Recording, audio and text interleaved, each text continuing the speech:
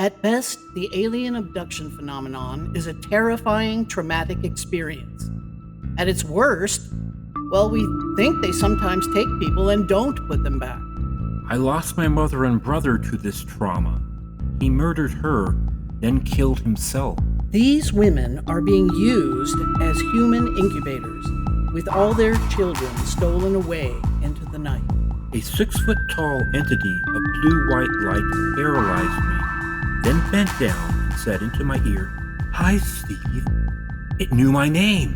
We hear gruesome stories of experiments and dissections. Imagine dying on a metal table while paralyzed, surrounded by alien faces. It's a real horror story. Good evening, everyone, and welcome back to another episode of Abductions 101, UFOs and the Paranormal Connection on Gnostic TV. I'm your host, Leslie Shaw. And I'm Stephen Shaw. And we're the authors of the UFO book, Who They Are and What They're Up To, on Amazon and Ingram. Now, tonight's guest is a real treat. She's an abductee. Her name is Jean, and I became friends with her on Facebook, and that's how I found out about her abductions. But she's a fascinating character, and her location where she lives is fascinating.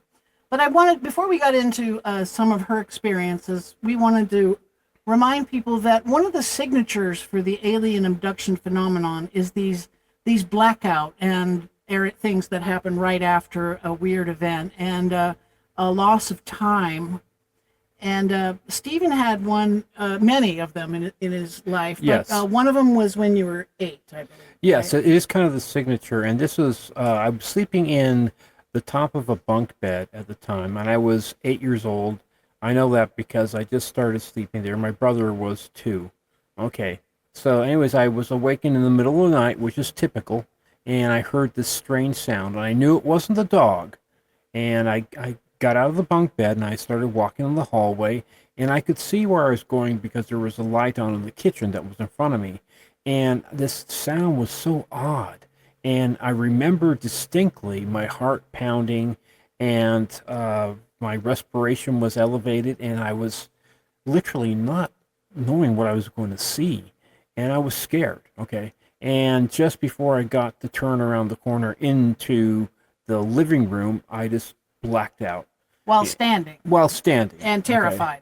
While terrified, exactly, with elevated heart rate, exactly. And doesn't so you happen. Didn't just roll over and no, go back I didn't. to sleep. I didn't run away. I didn't turn around. I didn't scream. I didn't do anything like that. I just blacked out. Next thing I know, a few hours later, I'm back in my bunk bed. All tucked in, right? Somehow, with having no memory and no knowledge of it, I somehow got into my bunk bed. And I remember Philip telling me a series of things that happened to him. And the second one was very bizarre. It was like 3 nights in a row.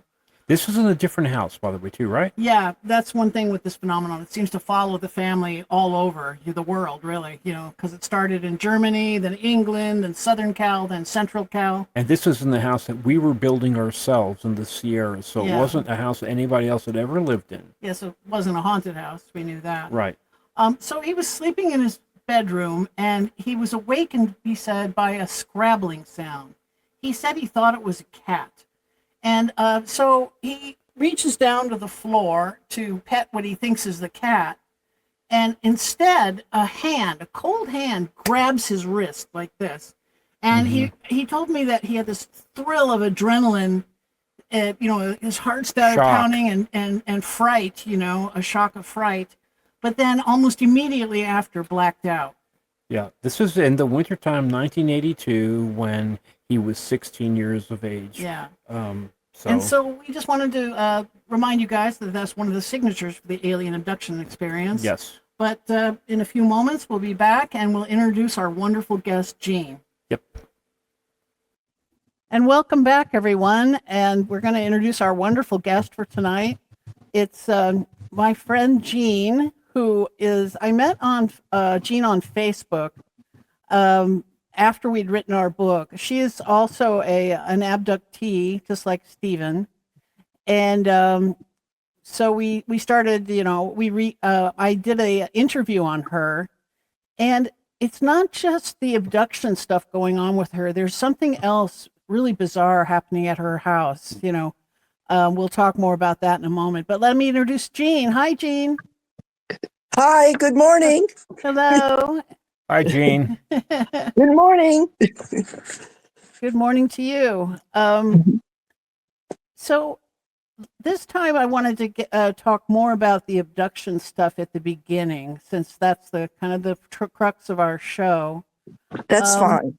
And that was, I remember that your first inkling that you were being abducted was that you kept waking up face down on your bedroom floor next to your bed, right? Correct. In Washington, D.C., Southeast. And how old were you about? Oh, I would say it was around 4 or 5. So this would be in the early 50s? Yes. And you shared a room. You were in a bunk bed, right? Yes, I was on the top. My sister was on the bottom. So that's kind of significant to me. So you're pretty close in age then. You and your sister. My sister's a year and a half older than I am. Right. Okay. And she's also experiencing like dreams and stuff, right? That Yes, she disturbing does. type of dreams. Yeah. Yes. So She we'll get has into that prophetic later dreams. too. Yes. But now, like Stephen, you're not regressed, right? You haven't had hypnotic regression to find out Not what for that. happens in these No. blackout periods, No. right? No, that Yeah. has never happened. I had a past life regression once, but it did not touch on this alien abduction that was going on with me. It was Right. just past lives. Okay, that was a so, long time ago. the reason I ask is, so your understanding about the what was happening to you comes via a dream, right? A recurring dream. Yes. And then there was another situation where you had a flashback in another situation while you were having a medical procedure, right? Yes. Did you want me to talk about? Yes, we do. Yes, both Okay. both incidents. But first, let's have the dream first. This is a recurring dream that. How many times have you had it? Would you say? Many times. Okay. Yes. I haven't Somewhere in the had it hundreds, maybe. recently. Yeah.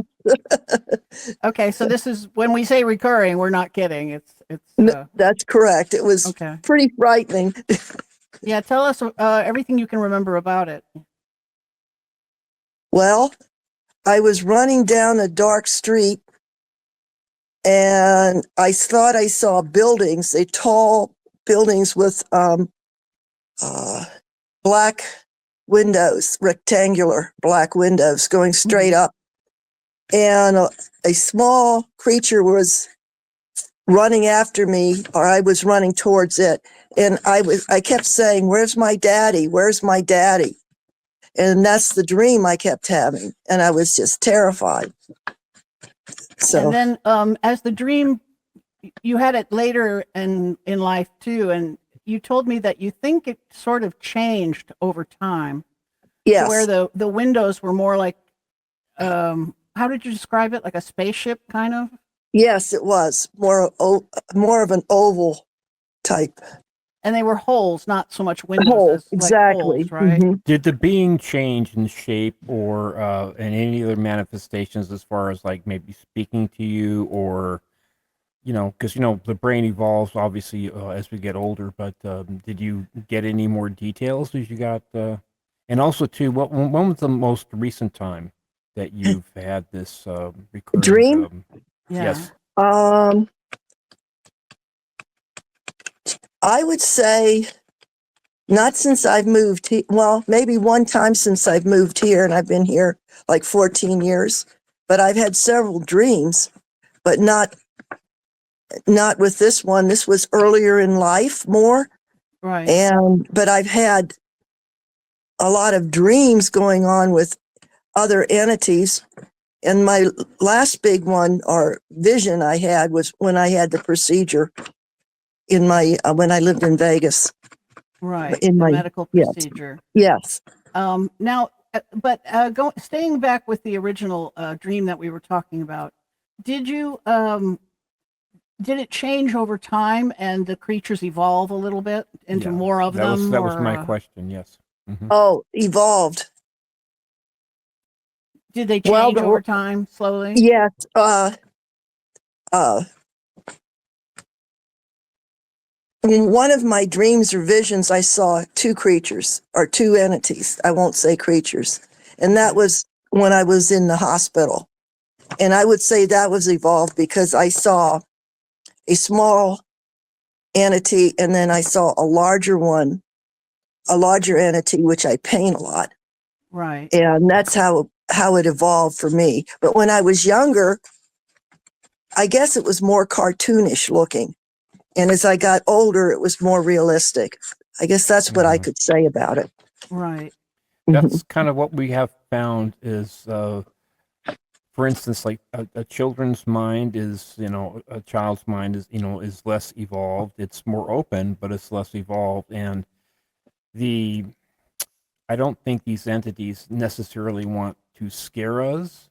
They No. want to, but as our brains and our ability to think and reason evolves, so will their interaction with us also evolve. That's what I found for sure. And And well, when you were waking up face down on the floor, how many times would you say that happened to you? At least 4 or 5, half a dozen, maybe quite more than once. Right. And it was very frightening. As I have mentioned, what's so specific about this, it was the opposite end of the bunk bed. And near it I had two big windows and near it was a radiator. By the window, those old-fashioned radiators. And every time sure. I woke up, it would be facing the window flat down, not facing where the pillow is or the bed was. It would be opposite, Right. facing You'd be towards not the only on window. the floor, but facing the foot of the bed, Window, rather, yes. along the foot of the bed, right? Hmm. So you're closer to the heater, in other words, to keep you warm, maybe? I was closer to the heater than I was the bed because Okay. I'm remembering it now a little better. And when I was laying on the bed, I'd usually have my arms crossed like this and my face down. Right. And it was facing towards the window. Mm. Just Interesting. about. And Stephen, his family, they always tucked him back in bed. Well, I think it's kind the of funny time- that they didn't. Maybe they were unannoyed by you The yelling for times- your daddy. the times Maybe. that I remember, yeah. I was Now pretty you're also precocious saying, as which a is kind, kid. most people can't remember back to the age of like 3. I mean, I can go back as far as 1.5 that I know of because I know where I was because I was at Montessori school, Uh-huh. and things like that. And I was very ill as a child, Ah, until the age of 2. I mean, I was ill from day one, so I okay. remember that kind of stuff. They say trauma, causes you to remember things better. So you're saying that you can remember stuff going back to about 3 or 4? Can you remember Actually, back even earlier. closer? What do you remember from earlier life? Well, I got I got reprimanded pretty hard from my mother. And I don't know how young I was, but I had to be pretty young. And I remember I picked up a bottle or a can of baby powder and was trying to make a snowman on one of the neighbors, pouring the powder. That's my earliest dream, and I was like a toddler, I Serious wasn't. reprimand for that. Yeah, Yeah, it's always like the first dreams are usually traumatic or scary or some memorable for some reason, like being Yeah. scolded. In your case, Right. yeah. Like my It was first actually, memory. excuse me, it was actually a memory. Sorry, Leslie. Yeah, my Yeah, first memory. Yeah, of course. Yeah. Yeah. My first was my dad was driving me somewhere, and it was raining really hard, and his windshield wiper was malfunctioning, so we pulled over and got out of the car to mess with the. But all this, we were on the freeway, so all this traffic going by, and I was very concerned about my dad, so Mhm. that fear of him getting hurt or something was what etched it in my head, Yeah, mine was vomiting on my Teacher. teacher's lap as she was reading a story to us. When I was in Montessori school, and Oh, I remember having to go to the bathroom and seeing her drive off in her car Yeah, so to she go could change her change. clothes. Yeah, so I remember that very, very vividly, and also getting my tonsils out when I was going to the hospital. So Yeah, I was I wondering remember if those. abductees tend to remember earlier than other people. Yeah, they Just do. maybe I because don't, the begins early. I don't know, but I know that was an early memory. And I had one probably around the same time or even earlier. Is my sister had scarlet fever and she was a toddler or, a Yeah. little older. She's a year and a half older than me. And I Right. remember my father going down the stairs carrying her and wrapped up in a blanket. And she wasn't that old. She was like maybe 4. And I So you would remember have had that. to been 3, yeah. I was very Two, fearful for two her. and a half or three. Yeah, Right, because it was Yes. scary. Yeah, 'cause she was sick. Right. of And course. everyone else, so you can pick up that everyone else is worried and scared too, Yes. when Mhm. you're a kid. They still pick that stuff up, for sure. Well, so the then you had this experience in that shot you back into a memory, Mhm. like a flashback. And I think that that's kind of common with the abduction phenomenon. Something will trigger a memory, and then Yes. suddenly, it'll all come flooding back or whatever. Mhm. And I think that's what happened to you. So tell us all about that. And where was it? It was in Vegas, I Oh, think you said, right? Vegas. Yes, I think it was a memory I wasn't supposed to recall. Mm-hmm. I was getting an examination and I was on a metal exam table. And I don't know if it was a hospital smell or a memory smell, but it was really, really a smell I have never smelled before. It was very sweet. And I know anesthetics, some anesthetics are sweet smelling, but it was different than that. And all of a sudden I saw a little creature by my side, and I also saw the larger creature above her. Above the creature, I said her, but above the creature. And I saw Right. the huge dark eyes of the smaller creature, but I also saw the large eyes of the taller creature. And it was like a telepathy telling me not to be afraid. And Right. it was Right. You're very getting frightening. a telepathic message, so common, Yes. with these hmm kind of And a things. huge black eyes on the little creature with no pupils, just black eyes. Yeah. Would you like, you've seen pictures that people make of renditions of the grays. Would you say you Yes, were looking at a gray? yes, And very then there's similar. the smaller grays and the taller grays. Uh-huh. And I think The- this taller gray behind you, or behind the small one, mhm. this is the one you've met with now many times, right? Sumi, Many right? times, many, Tell us, many yeah. times. So, tell us about Sumi now at this stage, I guess. Oh, she's around a lot. And I she's can been feel her visiting presence. frequently, right? Yes, especially in the last, I'd say 2 years or no, actually in the last 5 years or more. Mm-hmm. And basically what I'm feeling is whatever's happening in this space and with me is accelerating a lot. And it's quite startling. Do I you feel feel her that she has presence. this? Sorry. So do you feel that she has a recurring message she's trying to get through to you? Like, for instance, like for us, like, be better to the planet and save the planet, or whatever it may be. Why is the acceleration in your in your Um, in your judgment? it's like a message that I'm supposed to be a protector of a space where I am Okay. and to be aware of be aware of world situations right now, Mm-hmm. war all the time. I'm very aware of this, but Mm-hmm. also to be a protector of the space and nature. And what's happening as a consequence of that is everything's accelerating in my house. Even outside, all the plants inside and outside, and the stones, rocks, minerals I have, wood that's around, it's all changing. And Yes, it's like, let's take a quick break and come mhm, back, and then we'll talk about the bizarre yes, place that Jean lives. Okay, so we'll be back in a few moments. Yes. okay.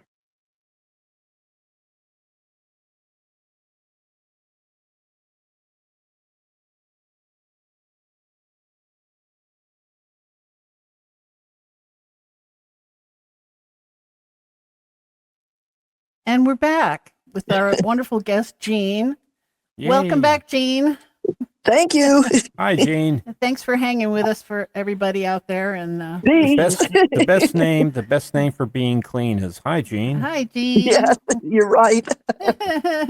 So I really had a quick question as far as oh boy, hope I didn't lose my train of thought here. I lost my train of thought. Go ahead, Leslie. All right. Well, I wanted to first preface this. One of the strangest things about Jean's case is that absolutely everything in her house, it seems like almost everything in her house, seems to be growing and changing. Things that are Correct. not supposed to grow are growing. Verifiably. Yeah, too. and I'm a Yes. witness to this. I first visited Jean 2 years ago, and I took a few photos, and now I can actually compare the photos a little bit. So, some of the stuff, it's not from the exact same angle, but some of the stuff is definitely growing. This one piece of amber, especially, it's got a whole lip above it now that wasn't there before, that you can grip with your hand, and that it's getting bigger and bigger. That gripping There area. it is. Yeah, there's the piece, and see how it's got this weird little shell-like shape coming up the top. That Yes. didn't used to be there. Yeah, I'll When put my she first hand got over it. Yeah, when that's she the first size got it this was. piece, it was like that, and now it has Mhm. this extra growth. And just in the short time, the 2 years I've known her, it's drastically changed. And Yes. it's not just rocks; it's shells and the crystals in the house. There are meteorites that are growing and changing. Very high, iron content meteorites. Mhm. Iron nickel. Yeah, Mhm. they're very Yes. black and heavy, heavy rock. I wanted to show you this. Unfortunately don't have a comparison, but anyone who's into costume jewelry knows this is an old 40s or 50s lapel pin, and it was only on your lapel. So this has grown to about 8 inches across Yeah, where it and should be. and so that's an old type of pin. And Yes, then, they were like, there's handmade. these hair things. She bought these It, antlers, like deer antlers, it's for like a like whole, as yes, hair, like you yes, stick them in a hair bun, yeah. And But this is horn here. now So it looks enormous. Yeah, we saw that so last that would time. Yeah. not fit on a lapel. Yeah, Yes, No. and so it's not just like natural stuff, but artwork is yes, and growing and changing. This one yes, it's vase getting, is the- protruding more. The details of the art are becoming more yes, detailed. even my It's paintings are bizarre. getting brighter. And this is the antler that used to be a hair piece for a Yeah, pick for a that used to be bun. a hair tie, a hair Yeah, thing, a little yes, and this doodad you is put in the your hair, uh-huh, and this And is now it's what? the same one I bought, and they were like 5.5 inches long when I bought them. This one's bigger now too, and Yeah, what but I the other one found is growing like is insane crazy, gigantic. Yeah, and what I found really interesting, and even my neighbor said, well, those beads are going to pop, they're going to break. And I says, well, I've noticed they've grown along with their antler. And that to me is just unbelievable or Yeah, stunning, that completely, that's happening. ceramic, inanimate Yeah, objects, that yes, vase is like some sort of yes, molded metal that's yes. that's Isn't that growing, and something? it's Yes, it's wild. It's like you must yes, feel really strange living there it with all this does. stuff like It, slowly getting bigger around you. Can I share this chrysanthemum stone I bought in the 90s? Yeah, let's see it. This is, I don't know if you can see it on the video, but this Oh yeah, there's like a Yes. flower. smooth part right here, the flower part, Yeah, that was the size of the stone. That was it because it was polished. All of this, that's all new growth. that's all new growth. Wow. And then that piece is what I bought originally was right there.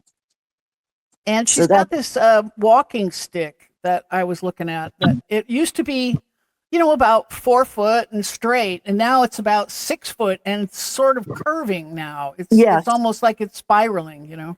Yes. It's very, very bizarre. And one of the things that you all should know about her house is that we believe it's on ley at line. least Ley one line. ley line and possibly a ley line crossing. It's probably intersection. Yeah. Yes. It looks like a grid, or a Yeah, waffle. tell us A about waffle, that's the best expression. I guess interject. Tell us about the vision of you seeing the grid. I was out watering a stump of a chinaberry tree I had, and it was getting new shoots, and I was watering early in the morning, and it's about 6 inches from my fence, my chain link fence, and all of a sudden I see this reddish coral grid off the ground, about 2 inches off the ground to my right.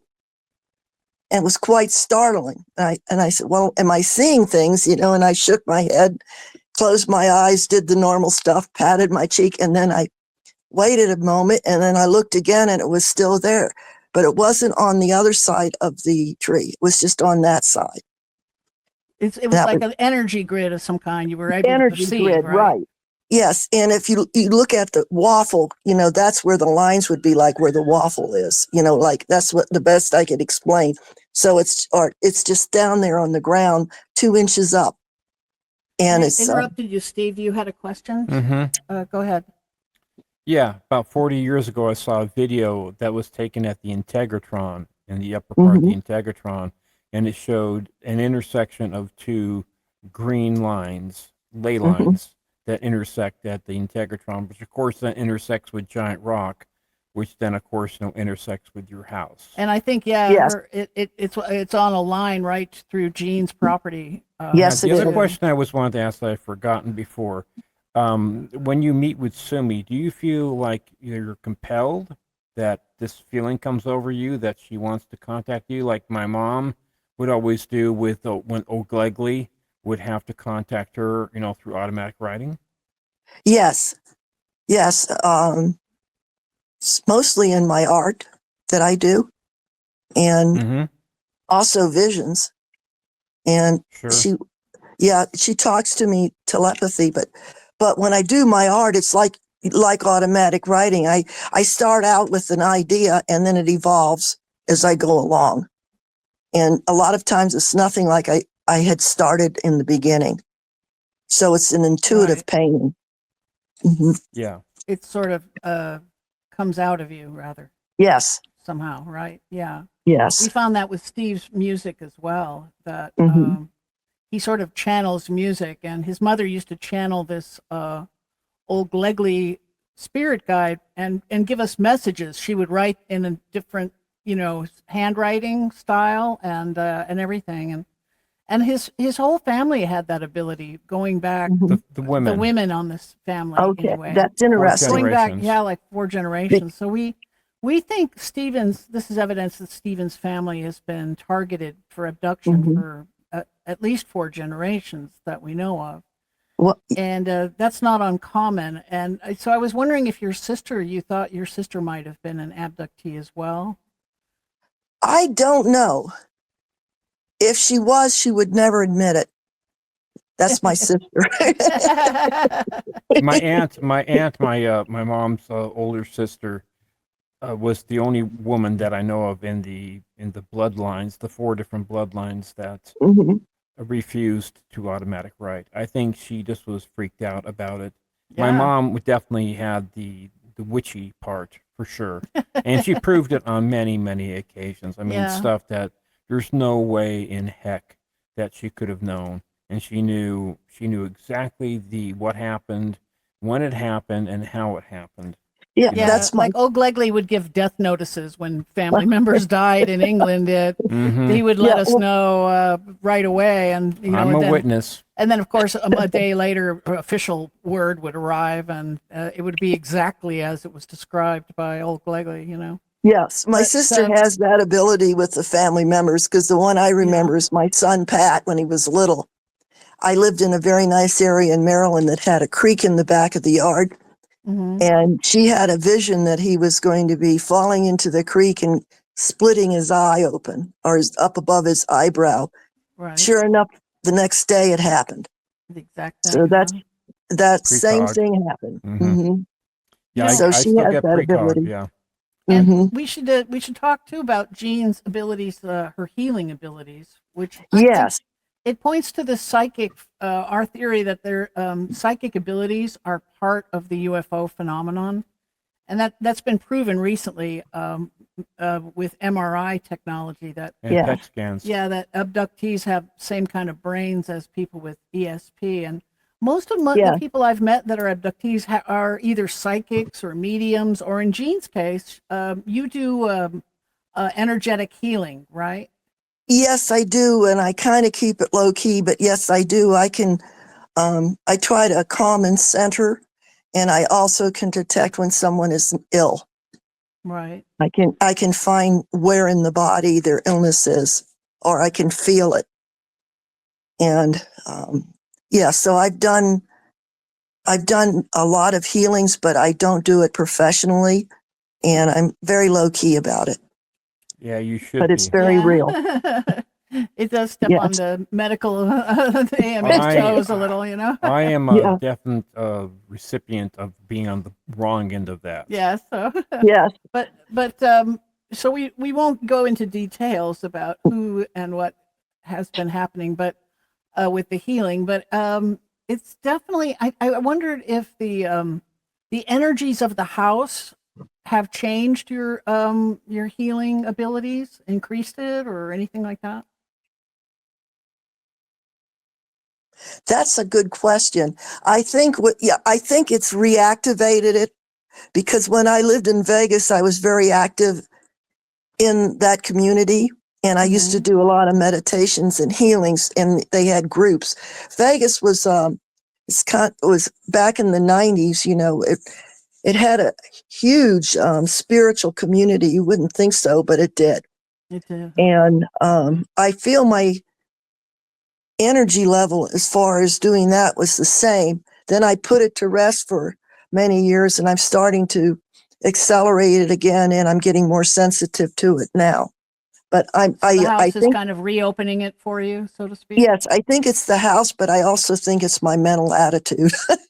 Both. How do your animals react to the house, by the way? Yeah.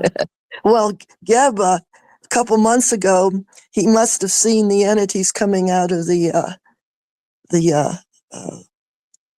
what do you call it? The Portal? spot in the thank Oh. you, portal in the bedroom.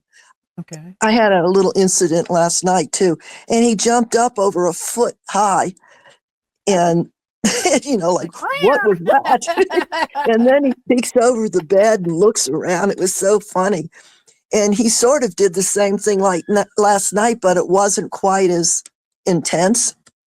And I We just have to said, talk about the portals now to give yes, people an idea what you mean by that. So hmm go ahead and tell us. There are two of them, right, in the house, and yes, one the was one, the cat with the ball incident. I want to hear yes, about that. Yeah. yes, it was in my living room, uh, where I have an Asian chest, and it's and I used to play with my cat with these little aluminum balls, these little furry balls, and my cat was there looking at me, and I put my foot over the ball because we play chase with them, and Geb was right there, and all of a sudden I feel a vibration underneath my foot, and I lift it up, and the ball's gone. And he's looking, and he cocks his head like, "Where'd it go?" Where's the ball? Yes. And then Wow. yes, and in the bedroom where the portal is, um, I had a piece of jewelry disappear in midair. And Yeah, that you was said kind of it spooky. fell and then just It fell, vanished, popped right? up, and then it just disappeared. Like, okay, you must have wanted that. So, Did the ball ever return? no, neither Nope. did the piece of jewelry. It Nor's the just jewelry totally, either, right? it just totally disappeared. Now Yes, you feel this portal opening and closing. I think when you're in bed, it's very close to where you yeah, sleep, right? I moved. And isn't this also how Sumi comes through to you? Is through Yes, this particular opening? she can, but she's also just around. I don't know. Hmm. This is like I've lived here 14 years, but she's been a companion, and I've seen her in other places and other houses. And I don't exactly know the connection, except that I used to be sort of an antique dealer, and I had an old wicker chair that had a lot of energy, past energy. And I saw Sumi sitting in there. Actually have a painting of it. And Yes, in she was, fact, this is where we'll do a little montage of some of your paintings. mhm, This the first one that I'm going to have shown is this one you're talking about, where Sumi mhm. is like a gray alien sitting in a chair, and she's Yes, got a hat on. And yes. what And was she it called? didn't The want to scare me. visitor or the visit? Was it? Which one? Pardon? It was called It, it's called The Visit. the Yes, visit. Okay, yes, thank you. And yes. And well, she's constantly coming out in your art. You'll see yes, it as we scan through some of the different pieces that she has. doesn't scare me. It's like she like protects me. The other one did, the little gray guy did, but Sumi doesn't scare me. And Yeah. I could note too, I have another guide that's a Native American. He doesn't show off too much, but when I'm in real trouble, sometimes he'll show up just to let me know he's there. You mean And like a spirit guide? spirit guide. Hmm. And he calls himself Big Nose. And I asked him why, and he said he likes to get in other people's business. Oh, I remember a painting you made Yeah. of him, right? Yeah, That I saw. that's a very old Uh, painting sketch. Mhm, Shoot, I don't have that in the montage. I'll have to find that one too. mhm. I can But send it to you. one of the panels that I'm going to show of your work, it's got like the three garden ones, I call them. It's one is where the eyes are inside the hill, and another one is she's holding a cabbage, and another one she's next to this beautiful tree. If you could Yes, tell us a little bit about A those. triptych. yes. The one with the Sumi next to the tree, I call Healing Earth, and that's an Hmm. energy ball she was putting on the tree, trying to heal the tree and what's around her in nature. That was the symbol. The other one is Mother Earth Rising, and those are alien eyes in the center there. That's what Inside I the call hill, that kind of, one. right? Hmm. Yeah, like she's part of the soil of the earth. And the And then last one, the cabbage one, yeah, yeah, or it's lettuce or what. it's my other phone. It's called Homesteading While Dreaming of Parallel Universe, Hmm. or a parallel universe while homesteading. Dreaming of a parallel universe while homesteading. That's what it's called. Cool. I'm sorry about that. I can't control that phone. And then my that's all right. Then my favorite is the one with she's playing bongos. Oh Tell us yes, about that one.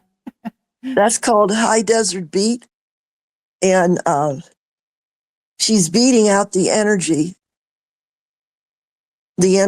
and the auras Hmm. that she feels, and also healing. So that's the one. That's my favorite too. Was that It's been inspired by changed a your couple love times. of dark jazz, smoky jazz Yes, clubs and correct. Yeah, because and the she's wearing beatnik a scene? You beret. know, yeah. Friend of mine just says you're just a beatnik lady, you know, which is true. I have a big fondness for jazz. Yeah. So let's So, take another short break, and we'll be back in a few moments and okay. hear more about Sumi.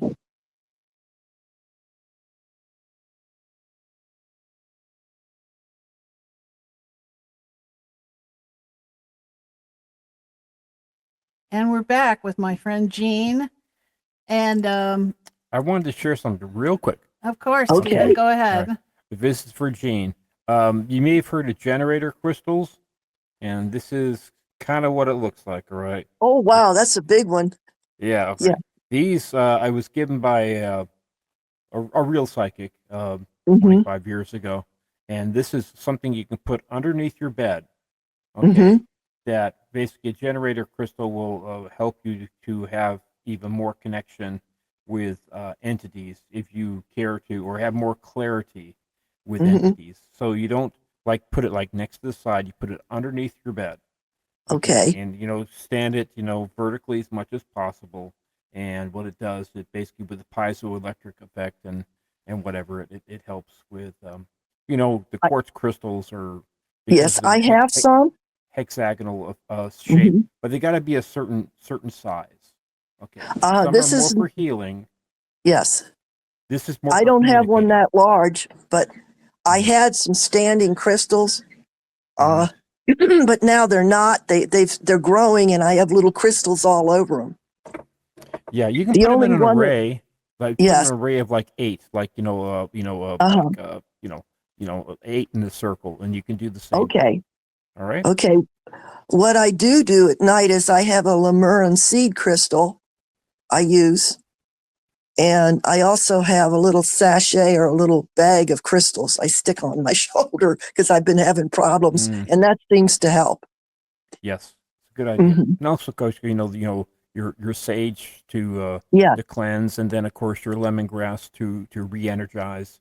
Those are yes, also really really helpful too. yes. We have white sage in the backyard, which is Hmm. good. And then I just got some I planted for inside. So Great, yes, thank you, great. Steve. You're welcome. Have you you've been saying that the activity has been increasing lately. You're getting Yeah, more messages and you're getting more um, contact, right? Can you tell us yes. about that? Uh, well, the messages are more like warnings or feelings that something's going to happen, and they aren't that specific, but they're not specific, but they're, I don't know how to say this. They're specific in a worldview, but not specific what's going to happen.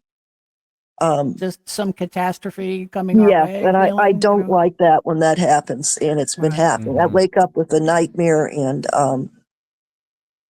it's not fun. In the energy's there, and I feel it. And I've had a few dreams, but they're kind of rough. My sister really had one. I had. If you want me to talk about it, I can. I mean, it's kind of If a you don't rough mind. dream. I know they're Yeah, disturbing, but I think yeah, the messages are important. So yes. I had a dream. Ooh, well, we know it's kind of rough right now. About 3 weeks ago, or a little over 3 weeks ago, I dreamt of a rodent. It wasn't specific, but it was a rodent, and it was like a and it was biting into a white energy that was flat. So, and the rodent had sharp steel pointed teeth it was biting into. And the rodent was quite plump. And then it was biting into this energy that was solid. And then it just wanted to hang on. So that wasn't pleasant at all. And I woke up screaming and panting. And then how I was it making you feel? Like terrified that this was happening, terrified. or It yeah? felt I felt terrified, and I felt it was a message to that all of us that can, we need to all work towards peace and just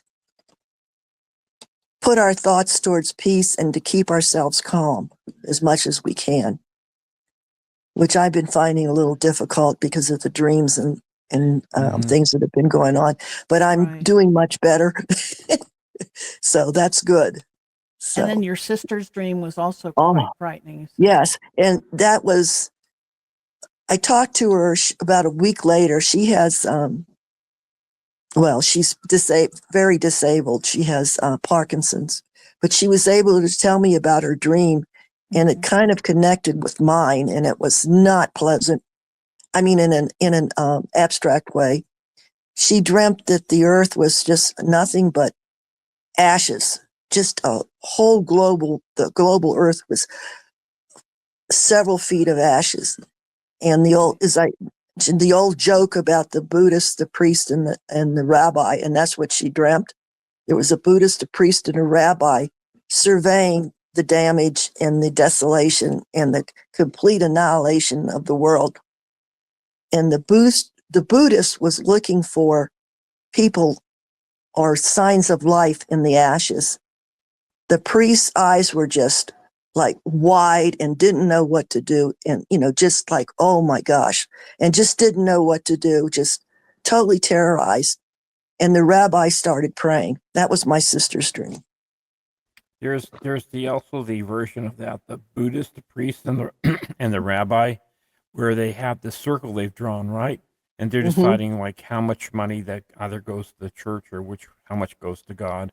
So the Buddhist throws up and says, well, whatever falls within the circle, we keep, and the rest God keeps. Okay, so he throws it up, and then the priest does, well, I'm going to do it the other way. Whatever falls within the circle, God keeps, and the rest we keep.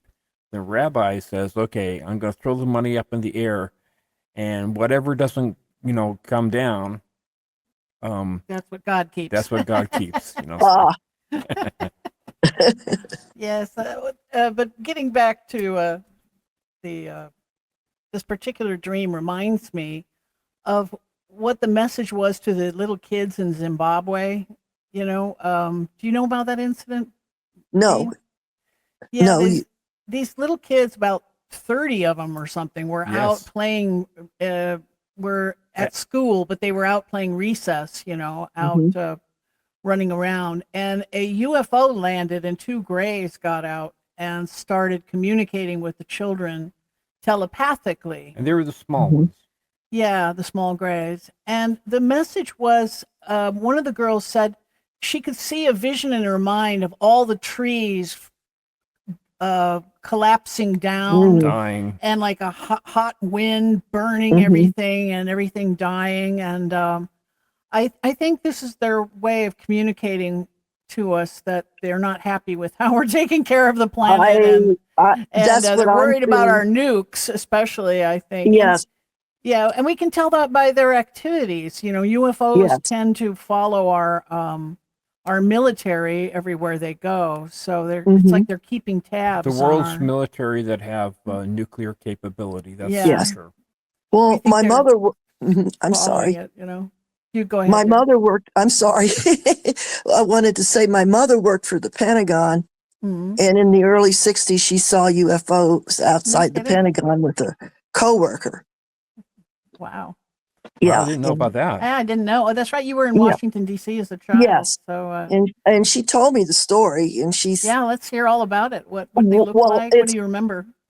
All I remember is she told me about it, and she said they were waiting for the bus or something, after work, and they saw the UFOs over the Pentagon, and she turned to her coworker and said, "Do you see what I see?" And he, of course, said yes, and she says, "Well, they wouldn't believe us if we said it," and that's basically what she said, and this was in the 60s.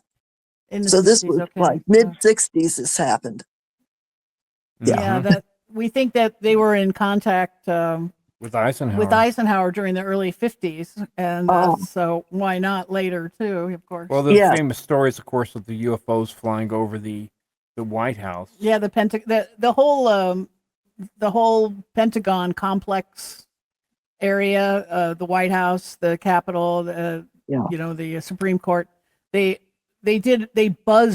UFOs buzzed the area, like it happened on one weekend, and then it happened a few times during the week, and then it happened on the subsequent weekend. So it was about 9 days of UFO activity over the Pentagon, like trying to get our attention. In the early mid 50s, yes. Yeah, it was 50. It was July It of was in 52, July. 1952, if memory. Yeah, when if memory serves. Eisenhower was in power. Right. Yes. And it That's sometimes when we doesn't were memory. doing, that's when we were doing all our research, and also right after World And War that's II. right about when Roswell.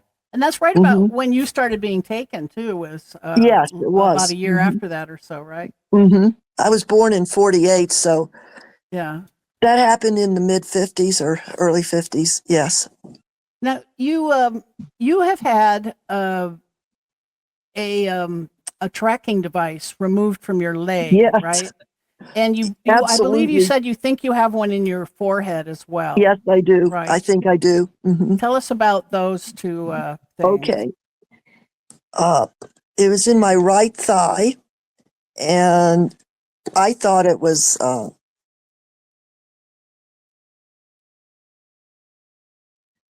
okay. Are you there? Yes. Yes. Okay. I thought it was I didn't know what it was. So I had the doctor checked, and he thought it was a benign tumor. It was black. And it showed up when I was pregnant with my sons. It popped out from I gained a lot of weight, and it got very irritating in my early 30s after my children were a little older, and I was on my own then. I lived in Washington, D.C., and I didn't know what to do because the darn thing hurt, and I said, I got to get this removed. So I found a doctor that would do it, and he said, you don't need when he was doing the procedure, he told me, well, you don't need anything. This is an easy procedure to do. You don't need any shots or anesthesia. I'm just going to remove it. Because it was pretty close to the surface, right? At that It time. looked to be until he started digging. And it was like, and he said, this is something like, I think this has roots, and he dug in, and it really hurt. And when he finally got it out, I have like 4 stitches there, and it's about, Whoa.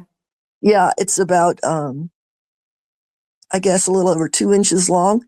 And he had it in his hand, and he showed it to me, and I said, I'd like to keep it. And he says, you don't need it. And he clunked it in a trash or a bucket, and it clunked, it made a metallic sound. And he said, you don't need that. He didn't throw it in the trash. He threw it somewhere else. And I remember it had little root looking things on it that were kind of Very pink. suspicious. Very. Yes, it was. And I didn't know the doctor, so I think that you well. told me that you think it was like near the surface when you started digging for it, but then it like moved inward, right? Yes, it did. He just couldn't get it out. He kept digging and digging, and he finally got it. And he really had to yank hard, and I was screaming. And he told me, and he even mentioned, well, you're just being a baby, until he pulled it out and saw it, How and then he how unprofessional. Yeah, pretty bad. I know he was not. I didn't really know him, but I was kind of stuck. So it was a transition time in my life, and it was really bothering me. So I said, I'm going to get this done. And then I might have one above my left eye. And when the activity, you showed me, I had a close look at this audience, and it's like a little V-shaped scratch on your forehead. It looks like a white scratch, but you say when you feel it activated, it actually swells the area, right? Yes, it does a little bit, and it turns redder, and it gets more noticeable. So when I look in the mirror and see that it's redder, I just say, oh, well, they've been around. And you can feel that there's a connection, right, between the two things, between the portal in the bedroom and yes, this thing being activated. You feel yes, they work together, kind of, right? Yes, it's all coincides, and it all happens when I feel that there's something going on. And then Sumi will manifest. Yes. At that stage, right? Do you get this thing that is happening to me since I'm probably at least about the age of 8 or 9, where I will get this tone in my left ear that will go on for like just like a humming? just yes. the tone, just the hum, but it only lasts for like a minute or two, but it will be very specific. It's like I'm being sent a signal, So it's not a persistent ringing in the ears that people talk about that, get with tinnitus or men, that type of thing, What right? Okay, this is like a signal that occurs. Been happening throughout most of my life. I think I have, but I had an injury there too. But yes, I have because I had it checked out, and I must say my hearing is better right now than it was. Mm-hmm. In Yeah, fact, a this.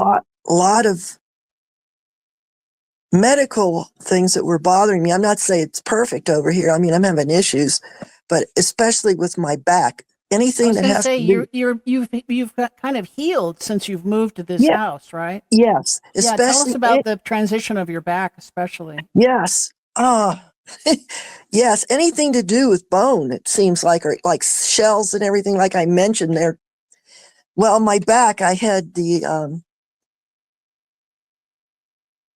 L2, Well, you didn't L3, have and discs L4. anymore, Didn't right? have any discs anymore, so it was bone on bone. And in fact, the one disc, if you might have gloves on, but it was leaning over the edge, like there was nothing there. And I had a big bulge in the back of my, not a big, but I had a bulge in the back of my back. And this has been That's like a going on slip for, disc, right, Steve? yes, exactly, a slip Mm-hmm. It disc. is like it's a. Yeah. Mm-hmm. And it was going on for a long time. I mean, this is going on for years because I did a lot of physical labor, doing antique shows and flea markets and things. Right. And it was suggested I have surgery before I moved to the house, and I refused. They want to put a metal cage on my back. And I says, "You're not touching me," you know, Yeah. and it hurt. And I was on a walker for a short time in here. And all of a sudden, when this activity started going even more in the last couple of years, my back doesn't feel bad. It's a little sore with arthritis, but as far as the spine, I have I have no pain there. I can walk and do things I couldn't do before. So the discs have actually regenerated? I don't think they have, but for whatever reason, um, I don't feel the pain, and it's like I don't know if the discs probably aren't there, but whatever was causing the pain, the rubbing, Yes. isn't bothering me anymore. Wow. What can And happen to spinal ligaments to hold together the actual vertebrae themselves? They mhm, can they can strengthen. Now the discs are they're basically like shock absorbers, and depending on mhm, how much water you drink and whether you do inversion yes, therapy, they generally do not go grow back. back. But you have the Exactly. secondary things, which are ligaments Yeah, but that most will people hold don't live things. at the cross of two ley lines. Right. So No, unless you did some more visualization, it would be hard to tell whether that has Yeah. increased. Like for instance, like if your discs really are shot, you tend to lose like 1 or 2 inches in height. I So has did. your height changed? I was a little over 5'8", and I'm 5'6". Okay, Yeah. so you Me have too. dropped too. Okay, all right, Yes, that makes 2.5 sense. inches actually. Yeah, So Yeah. that's because of the discs. Yeah. yes, I too am shorter, like by an inch and a half or so. Yeah. yes, exactly. Yeah. So This has been a wonderful interview. Thank you so Yes. much for doing this. okay, there's so much more I could talk about. Yeah. Well, Yeah, what would you? we are on a time crunch, I know unfortunately. you Well, are. So So what would you like to share? One more story with us. there's really just the fact that everything is just going, you know, I wanted to share these black amber with you real quick. Is that okay? Sure. of course, yes. Yes. Uh, I had 2 black amber pieces. I have them in my case here. And now Enlarger. I have She's 1, Oh, bringing it. Yeah. 2, 3, 4, and I left one in the bedroom. And then I have a bag of these little guys that came out of that are starting to grow when the black amber disintegrated. They're really picking up, and the amber that cracked is growing pretty rapidly, and now they look like they were independent, separate pieces of amber. Yeah. Like it's actually one of the pieces of her piece is shattered, right? You said. Yes, this is like a shattered piece, but you can't tell it anymore within a month. They're getting smooth and they're growing on their own, like different pieces, so. So it shattered because it's growing, and Yes, then the separate and now pieces it's are still growing now growing. by themselves. Yes. So Yeah. I wanted to show you that. You may be getting people that after they see this show, they're going to be saying, "Well, can I buy that piece?" Because it's No, yeah, they're might be personal. getting Yeah. yeah. And one of the pieces is this meteorite. 2 years ago, when I first met Jean, she showed it to me, and Yes. the face was there. I could see this little. It looks like a gray alien face, right? And the Yes. face was there, and but it. Ever since then, it has been growing more and more You've got the prominent. arms and the body. And Yeah, and it's like you're starting to see more of it. It used to be a definite face. Now there's a body to it. yes. I have a slide that has it on there. I'll Yeah. definitely And then when you have it flip come it in. But over, it looks like a landscape, and that's getting more 3D looking. And then the top is yeah, getting wider. Yes. Mm. and this one piece of art, it's a vase. I'll show that as Oh, well. But yes. it's A little scary. there was like a there's an image on there of these monks. I think it is right. Oh, yes. And, You're talking about, yes. yeah, but it was like just slightly a slightly relief when she Now it's first more of a got it. base relief now or It's something. sticking out about Yes. like an inch away out of this thing, where it was just only about a eighth Correct. of an inch before. It's a mold vase, so it's not supposed to be doing that. Yeah, it's And a actually, molded metal. It's not. It's definitely not supposed to be growing. no, it's But I have some seen form just of a a. change in Mhm. that in just 2 years. It's amazing. I know Yep. it's the Japanese, differences. and I don't know what the material is. It's not metal. But it was made in a mold, and you're not supposed to be growing, and you're not supposed to see spaces between, like the scepter he was holding. It's now got a space between it. It was all one mold. Yes. Oh, and you told me about orbs floating in the house or Yes. dangling in the house, right? Well, tell me about that day, if you would. Uh, it's happened to me more than once. Well, the day I really saw it was, I think it was a twofold thing. I had a guest, and the orbs were coming off the ceiling, and it looked like it was on strings. And I think it was protecting me or letting me know there was intense energy going on. Mm-hmm. And then the orbs were also on the other side too. And that's happened to me a lot when I'm experiencing strange places or something different has shifted. And Can you I've describe seen, them? What size are they and the color? they were like big bubbles, about like this, and they have a string that attaches. I've seen them for a long time. I remember They're I saw them in clear, like several soap years. bubbles. Yes. Mm-hmm. I saw them. I went to San Diego on a field trip to see a Russian submarine, and it was quite interesting. And I went into the dining hall, which is really tiny, and it had a table that flipped down, and I envisioned a soldier being operated on that didn't make it. Right. So Wow. I asked them if this was also used as a surgery room, and they said yes. We don't usually talk about it or something, it's not included in the But you had a tour. psychic vision of one of the surgeries Yes. taking place. Yes. And then when I came home and was in bed that night, I had a fan and I saw the orbs, but I also saw the soldier wrapped up in white sheets, a vision of that hanging too. And that was really scary. Mm-hmm. So it's like he followed me home, like to be at peace. That's how I Wow. felt. And I told him, you're safe. You just need to be at peace. You need to go. Yeah. Go into I the didn't light. try to explain that. Yeah, It's good that was advice. really scary. Yes. Poor. I mean, poor Or guy to be trapped, in For all that, those decades. yeah, in that yeah, experience for so long. I guess I never experienced that. It just popped in now because it was quite traumatic to go through. That was like 30 Yeah. years ago that Yeah, happened. I Sure. see a definite connection between psychic abilities, the ghost phenomenon, and Yeah, the astral realm. All of these yeah, things are connected together yes, to the UFO Yeah, there are phenomenon as ways of well. communications, different ways of yeah. communications. And Yeah, so, like for And instance, I don't think they physically take people um, after a certain age. They don't need our DNA after maybe a certain age, but they definitely still exude influence over yeah, us. I agree with that Yeah. one. Yes.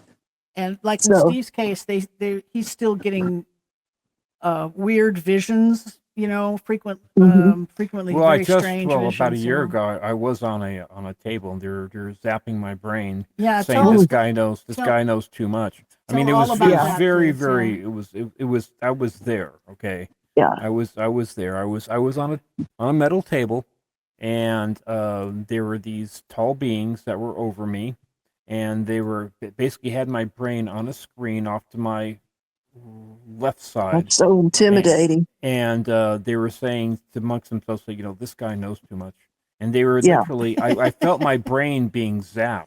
I literally Jeez. felt physically being zapped, and I could Yeah. see these other tall beings going by this doorway, but it was like in a kind of a stark medical type of room, but apart from the screen and the beings, and I was physically being zapped, Hmm. and this Could, was like about a year ago. could you smell the room? I can't remember a smell, but it smelled. If I could say anything, it smelled very, very clinical.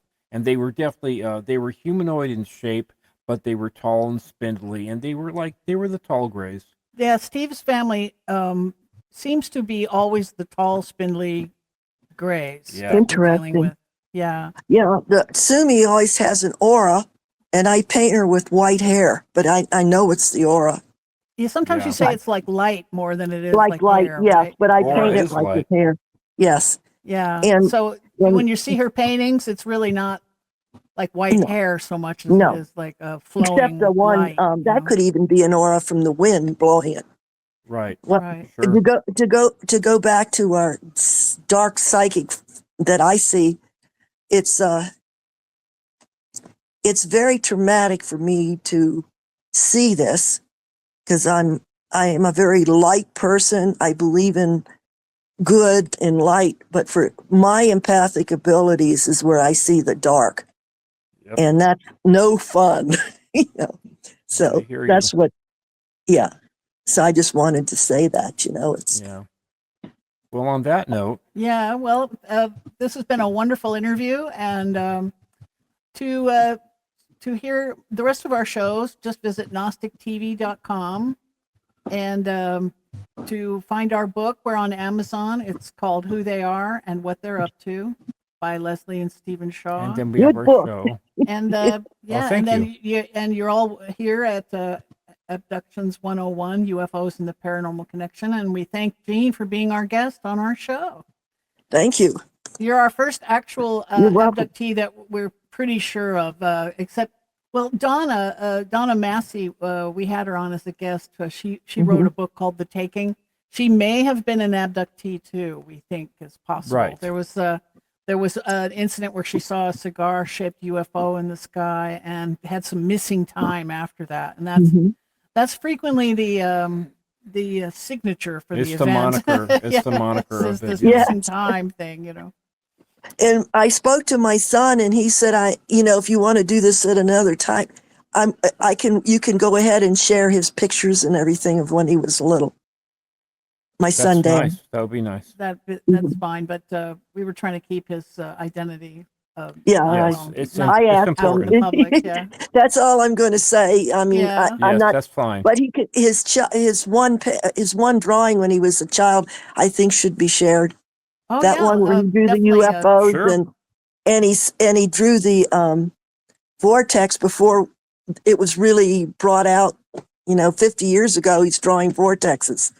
So Yeah, email it to me and I'll I put it will. in the show. All right. Okay. Yeah.